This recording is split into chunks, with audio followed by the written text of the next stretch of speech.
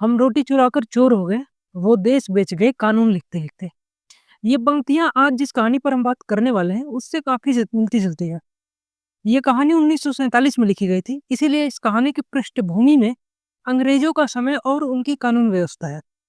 यह कहानी लिखे हुए लगभग 80 साल बीत गए, पर यह कहानी जितनी प्रासंगिक तब थी, उतनी या कहीं उससे ज़्यादा प्रासंगिक आज है। तो चलिए शुरू करते हैं अपनी इस कहानी को। मेरा नाम है कबीर और आप देख रहे हैं कबीरा स्पीकिंग। इस कहानी में 2 पात्र हैं, राही और अनीता। वैसे तो एक छोटी कहानी है, पर अपने सहूलियत के हिसाब से हम इसे 2 भागों में बांट सकते हैं। जहाँ पहला भाग राही और अनीता के बीच में संवादों को लेकर है, वहीं दूसरे भाग में सिर्फ और सिर्फ अनीता के मन में चलने वाले संघर्ष की बात की गई है। कहानी की पूरी संवेदना इसके दूसरे भाग में ही है। तो चलिए अब हम इस कहानी की संवेदना पर बात करते हैं, इस कहानी को पढ़ते हुए। अनीता और राही दोनों जेल में हैं। अनीता राही से पूछती है, तेरा नाम क्या है? राही, तुझे किस अपराध में सजा हुई? चोरी की थी सरकार। चोरी? क्या चुराया था? अनाज की गठरी। कितना अनाज था? होगा 5-6 सेर। और सजा कितने दिन की है? साल भर की। तो तूने चोरी क्यों की? मजदूरी करती, तब भी दिन भर में 3-4 आने पैसे मिल जाते। हमें मजदूरी नहीं मिलती सरकार, हमारी जाति मंगरूरी है, हम केवल मांग कर खाते हैं। ये बात राही अनीता से कहती है, यानी उसकी जाति मंगरूरी है, वो सिर्फ मांग करके ही खाती है और भीख ना मिले तो। अब यहाँ अनीता राही से पूछती है कि और अगर भीख नहीं मिला तो कैसे काम चलेगा? तो फिर चोरी करते हैं। उस दिन घर में खाने को नहीं था, बच्चे भूख से तड़प रहे थे। बाजार में बहुत देर तक मांगा, बोझा ढोने के लिए टोकरा लेकर भी बैठी गई, पर कुछ नहीं मिला। सामने किसी का बच्चा रो रहा था, उसे देखकर मुझे अपने भूखे बच्चे की याद आ गई। वहीं पर किसी की अनाज की गठरी रखी हुई थी, उसे लेकर अभी भाग ही रही थी कि पुलिस वाले ने पकड़ लिया। यह कहानी का वो हिस्सा है जहां सुभद्रा जी हमें यह बताते हैं कि राही जेल में कैसे आई। अब चलते हैं आगे कहानी में। अनीता ने एक ठंडी सांस ली, बोली, फिर तूने कहा नहीं कि बच्चे भूखे थे इसीलिए चोरी की? संभव है इस बात से मजिस्ट्रेट कम सजा देता। हम गरीबों की कोई नहीं सुनता सरकार। बच्चे आए थे कचहरी में, मैंने सब कुछ कहा, पर किसी ने नहीं सुना। अब तेरे बच्चे किसके पास है? उनका बाप है? अनीता ने पूछा। राही की आंखों में आंसू आ गए। वह बोली, उनका बाप मर गया सरकार, जेल में उसे मारा था और वही अस्पताल में वह मर गया। अब बच्चों का कोई नहीं है। तो तेरे बच्चों का बाप भी जेल में ही मरा, वह जो जेल क्यों आया था? अनीता ने प्रश्न किया। यह स्वाभाविक प्रश्न था अनीता का कि उसका बाप जेल क्यों गया था और जेल में ही मर गया। उसे तो बिना कसूर के ही पकड़ लिया था सरकार। ताड़ी पीने को गया था, 2-4 दोस्त उसके साथ थे। मेरे घर वालों का एक वक्त पुलिस वालों के साथ झगड़ा हो गया था, उसी का उसने बदला लिया है। यहाँ उसने पुलिस वालों को, राही ने कहा, 109 में उसका चालान कर दिया, साल भर जेल की सजा दिला दी और वहीं मर गया। यानी जेल में उसकी इतनी पिटाई की इन लोगों ने कि उसे अस्पताल ले जाया गया और वहां अस्पताल में राही के पति ने दम तोड़ दिया। अनीता ने दीर्घ निश्वास के साथ कहा, अच्छा जा अपना काम कर। राही चली जाती है। यह कहानी का पहला भाग था जहां आपने देखा कि राही को जेल क्यों हुई थी और उसके पति को कैसे जेल में ही हत्या कर दी गई थी। आपने देखा कि राही को बहुत छोटी सी जुर्म में, यानी बहुत छोटे अपराध की वजह से 1 साल की सजा हुई थी, यानी 4-5 सेर अनाज की वजह से उसे 1 साल की सजा मिल गई थी। इसी तरह से आज भी ये चीजें भारत में बहुत ज्यादा आम है। इसीलिए जो मैंने पहले लाइन बोला था, हम रोटी चुरा कर चोर हो गए, ये आज के समय में बहुत ज्यादा प्रासंगिक है।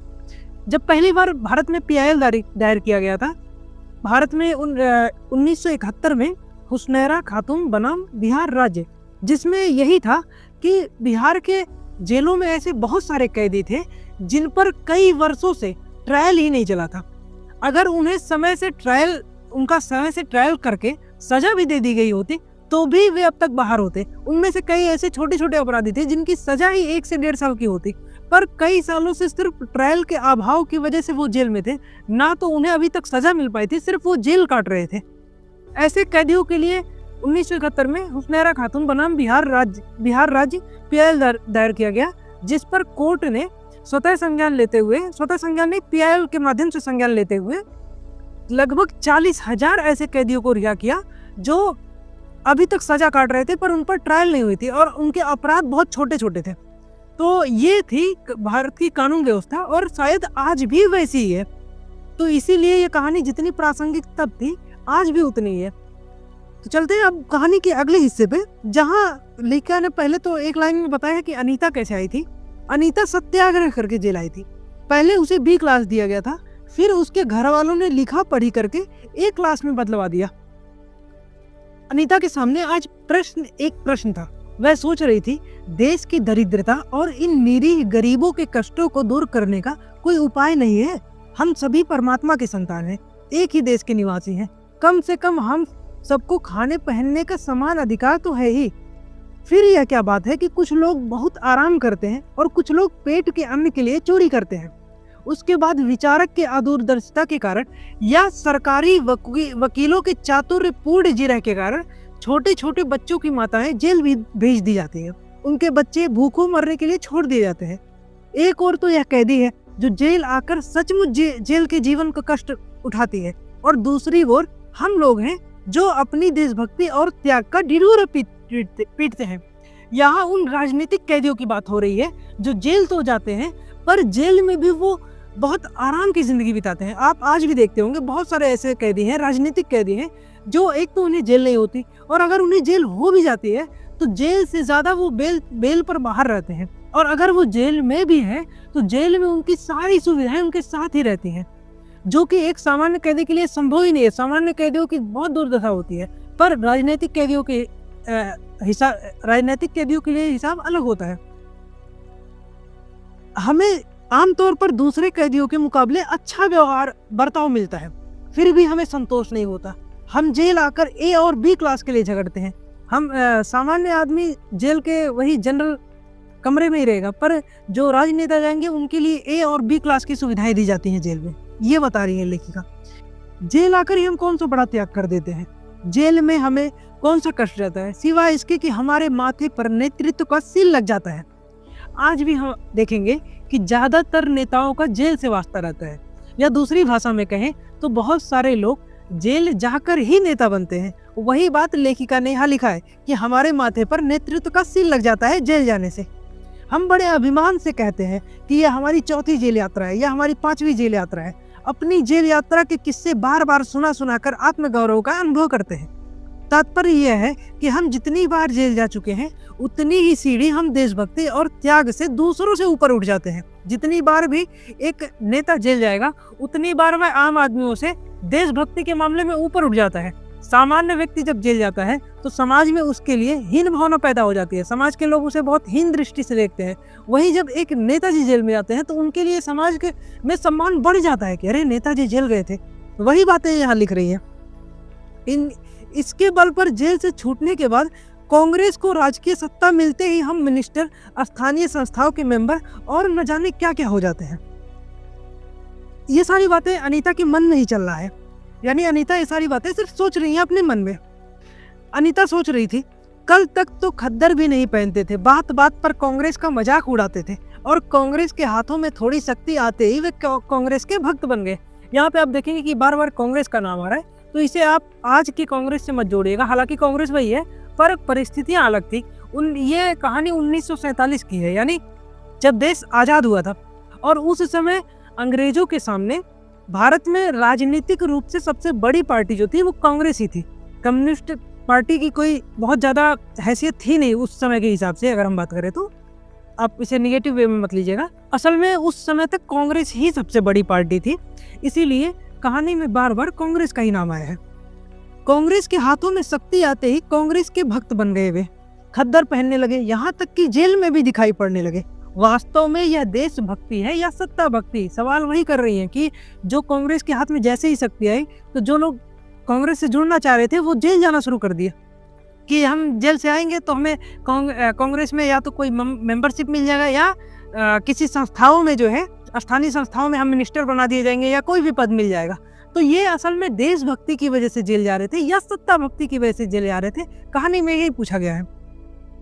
अनीता के विचारों का तांता लगा हुआ था, वह दार्शनिक हो रही थी। अब उसे अनुभव हुआ जैसे कोई उसके भीतर ही उसे काट रहा हो। अनीता की विचार वाली अनीता को ही खाई जा रही थी। उसे बार बार यह लग रहा था कि उसकी देशभक्ति सच्ची देशभक्ति नहीं वरन एक मजाक है। अनीता की आत्मा बोल उठी, वास्तव में सच्ची देशभक्ति तो इन निरीह गरीबों के कष्ट निवारण में है। ये कोई दूसरे नहीं है, हमारी ही भारत माता की संतानें हैं। अब देखेंगे इस लाइन में क्रांति की शुरुआत होती है, क्योंकि क्रांति जो आती है वो सबसे पहले मानसिक स्तर पे ही आती है, और वही क्रांति अनीता के मस्तिष्क में आई है। इन हजारों लाखों भूखे नंगे भाई बहनों को यदि हम कुछ सेवा कर सके तो सचमुच हमने अपने देश की सेवा की। हमारा वास्तविक जीवन तो देहातों में ही है। किसानों की दुर्दशा तो हम सभी बहुत परिचित हैं, पर इन गरीबों के पास न घर है न द्वार है। किसानों की बातों को तो आपने अक्सर करते हुए देखा होगा, नेताओं को, बहुत सारे लोगों को किसानों की बात करते हुए देखे हैं, पर कुछ ऐसे वर्ग भी हैं जिनके बारे में लोग बहुत ही कम बात करते हैं। अक्सर नेता लोग कभी उनकी बात ही नहीं करते हैं। जैसे अगर आप देखना चाहें तो आप चाहे जिस शहर से हो, कभी रात के समय आप निकलिएगा अपने शहर में, आप देखेंगे फुटपाथ पर कुछ रिक्शे वाले, जो पैडल वाली रिक्शा आती है, उसके चालक रिक्शे के साथ फुटपाथ के साइड में कई बार पतली कंबल के साथ या कई बार बिना कंबल के भी उसी फुटपाथ पर सोए हुए होते हैं। पर आपने रेयरली ही कभी देखा होगा कि उनके बारे में कोई सरकार बात कर रही हो या कोई एनजीओ बात कर रहा हो। तो यहाँ अनीता उसी बारे में ही सोच रही है, क्योंकि किसानों के बारे में हर कोई कभी ना कभी बात करता ही है। अंग्रेजों, जब महात्मा गांधी भी बात कर रहे थे तो चाहे बिहार में बात कर रहे हो, कहीं भी बात करते थे, वो ज्यादातर किसानों के बारे में बात कर रहे थे। उसी तरह से आज भी राजनीतिक पार्टियां ज्यादातर किसानों के ही बारे में बात करती हैं। पर यहाँ कुछ ऐसे भी वर्ग हैं जो किसान नहीं है, उनके पास भूमि भी नहीं है, घर भी नहीं है, पर उनकी बातें कोई नहीं करता है, क्योंकि शायद वो वोट बैंक में भी नहीं आते हैं। तो यही बात यहाँ लेखिका ने कहा है। शिक्षा, अशिक्षा और अज्ञानता का पर्दा इनकी आंखों पर है कि होश संभालते ही माता पुत्री को और सास बहू को चोरी की शिक्षाएं देती हैं, और उनका यह विश्वास है कि चोरी करना और भीख मांगना ही उनका काम है। इससे अच्छा जीवन बिताने की वह कल्पना ही नहीं कर सकते। यहाँ आप देखेंगे कि कहानी में दिखाया गया है कि भीख मांगना और चोरी करना उन्होंने अपनी नियति मान लिया है, और जब कोई व्यक्ति किसी बात को अपनी नियति ही मान लेता है तो उसमें बदलाव ही नहीं लाता है, क्योंकि नियति मान लेने का मतलब है कि वो उसे मान ही ले चुका है कि यही हमारा भाग्य है। अब उसमें उसे गलत सही नहीं दिखाई देता, और जब तक आपको किसी चीज में गलत सही नहीं दिखाई देगा तब तक आप उसकी तरफ सकारात्मक बदलाव ला ही नहीं सकते हैं। आज यहाँ डेरा डाले तो कल कहीं और चोरी की, बचे तो बचे, नहीं तो फिर क्या, 2 साल के लिए जेल। क्या मानव जीवन का यही लक्ष्य है अथवा नहीं? यदि नहीं तो विचार दर्श की उच्च सतह पर टिके हुए हमारे जन नायकों और युग पुरुषों की हमें क्या आवश्यकता? इतिहास, धर्म, दर्शन, ज्ञान, विज्ञान का कोई अर्थ नहीं, पर जीवन का लक्ष्य है, अवश्य है। संसार की मृग मरीचिका में हम लक्ष्य को भूल जाते हैं। सतह के ऊपर तक पहुंचने वाली कुछ महान आत्माओं को छोड़कर सारा जन समुदाय संसार में अपने को खोया हुआ पाता है। कर्तव्य का उसे ध्यान नहीं, सत्यासत्य की समझ नहीं, अन्यथा मानवीयता से बढ़कर कौन सा मानव धर्म है? ये अपने आप से सवाल करती है कि हम लोग अपने कर्तव्य को ही भूल चुके हैं। हम संसार में खो चुके हैं, संसारिकता में खो चुके हैं। हम अपने कर्तव्य से भटक करके संसारिक जो मोह माया है, कहीं ना कहीं मोह माया नहीं, जो संसारिक भौतिक वस्तुएं हैं उनमें हम खो चुके हैं। वरना मानव धर्म से बड़ा ये लक्ष्य जो है, जीवन का लक्ष्य मानव धर्म से बड़ा क्या हो सकता है? वही बात यहाँ लेखिका ने कहा है। पतित मानवता को जीवन दान देने की अपेक्षा कोई महत्तर पुण्य है? राही जैसी भोली भाली किंतु गुमराह आत्माओं के कल्याण की साधना होनी चाहिए। सत्याग्रही को यही प्रथम प्रतिज्ञा क्यों ना हो, देशभक्ति का यही मापदंड क्यों ना बने? अनीता दिन भर इन्हीं विचारों में डूबी रहती है। शाम को वह इस प्रकार कुछ सोचते सोचते सो गई। अब शाम का समय है और अनीता सो चुकी है। सोने के बाद जो अनीता अभी तक सोच रही थी, जो अनीता करना चाहती थी राही जैसी औरतों के लिए, यानी राही जिस वर्ग से है, हम यहाँ राही के किसी जाति की बात नहीं कर रहे हैं, हम वैसे वर्ग की बात कर रहे हैं जो गरीब है, जिनके पास घर नहीं है, जो ऐसी स्थिति में फंसे हुए हैं, उनके लिए जो अनीता करना चाहती है, अनीता सपने में वही सारी काम करती है। रात में उसने सपना देखा कि जेल से छूटकर वह उन्हीं मंगरोरी लोगों के गांव में पहुंच गई है। वहां उसने एक छोटा सा आश्रम खोल दिया है। उसी आश्रम में एक तरफ छोटे छोटे बच्चे पढ़ते हैं और स्त्रियां सूत काटती हैं, दूसरी तरफ मर्द कपड़ा बुनते हैं और रुई धुनते हैं। यानी जो मंगरोरी अभी तक मांग करके खा रही थी या चोरी करके खा रही थी, उनके लिए आश्रम की व्यवस्था की है अनीता ने। वहां वो कपड़े धुनते हैं और उनके मर्द जो है वो कपड़े बनाते हैं, यानी अब उनको मेन धारा, मुख्य धारा में लाया जा रहा है, व्यवसाय उनको कराया जा रहा है, उनको एक तरह से स्किल अप किया जा रहा है। जो आज भारत में हम स्किल्ड अप करने की बात करते हैं, कहीं ना कहीं अनीता उस समय वो सपने देख रही थी। उस तबके को भारत के अर्थव्यवस्था के मेन स्ट्रीम में लाने के लिए अनीता उनके लिए करना चाह रही थी। शाम को रोज उन्हें धार्मिक पुस्तकें पढ़कर सुनाई जाती हैं और देश में कहाँ क्या हो रहा है यह सब सरल भाषा में समझाया जाता है।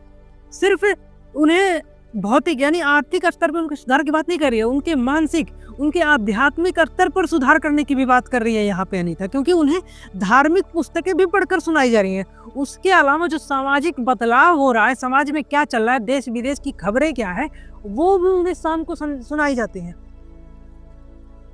वह भीख मांगने और चोरी करने वाले लोग अब उच्च ग्रामवासी हो गए हैं। वही जो लोग पहले भीख मांग रहे थे वो अब आदर्श ग्रामवासी बन चुके हैं।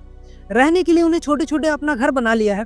राही के अनाथ बच्चों को अनीता अपने साथ रखने लगी है। राही के जो अनाथ बच्चे थे ना, जिनका बाप नहीं था और माँ जेल में थी, उन्हें वो अपने साथ रखना शुरू कर दी। अनीता यही स्वप्न देख रही थी। रात में वह देर से सोई थी। सुबह 7 बजे तक उसकी नींद नहीं खुली।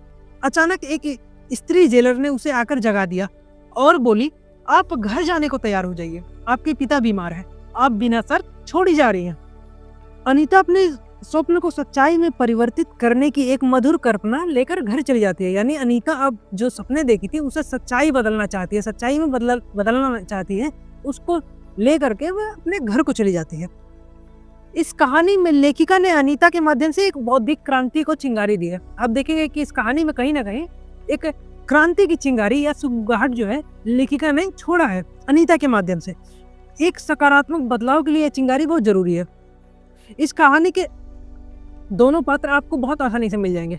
राही तो आपको बहुत ही आसानी से मिल जाएगी, क्योंकि आपके आसपास कोई ना कोई ऐसा व्यक्ति राही की तरह से जरूर होगा जो या तो जेल में होगा या कहीं ना कहीं किसी न किसी सरकारी नीतियों की वजह से वो पीड़ित होगा। और आपको ऐसा नहीं है कि सिर्फ राही मिलेंगे, अनीता भी आपको कुछ ना कुछ मिलेंगे। हालांकि उनकी संख्या कम है, पर समाज में अनीता भी विद्यमान है जो सच में वास्तव में बदलाव लाना चाहते हैं। कहानी ने कानून व्यवस्था के दोहरे चरित्र को भी उजागर किया है कि कहाँ एक आम आदमी के लिए यानी साधारण व्यक्ति के लिए क्या कानून व्यवस्था है और वहीं एक उच्च व्यक्ति के लिए या राजनेता के लिए क्या कानून व्यवस्था है। तो हमें कहानी ये भी दिखाती है जिनमें सुधार की बहुत ज्यादा जरूरत है।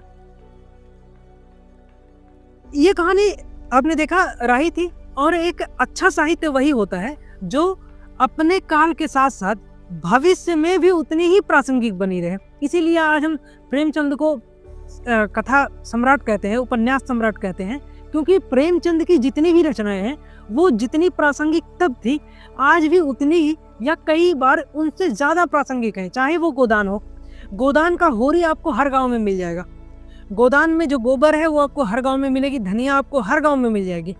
तो ये सारे पात्र जितने प्रासंगिक तब थे, आज भी कहीं ना कहीं उतने ही प्रासंगिक हैं। कहानी आपको कैसी लगी कमेंट में बताइएगा। अगर आपका कोई सुझाव हो तो वो भी कमेंट में जरूर लिखिएगा। मिलेंगे आपसे किसी और कहानी या मुद्दे के साथ। वीडियो देखने के लिए आपको बहुत बहुत आभार। नमस्कार।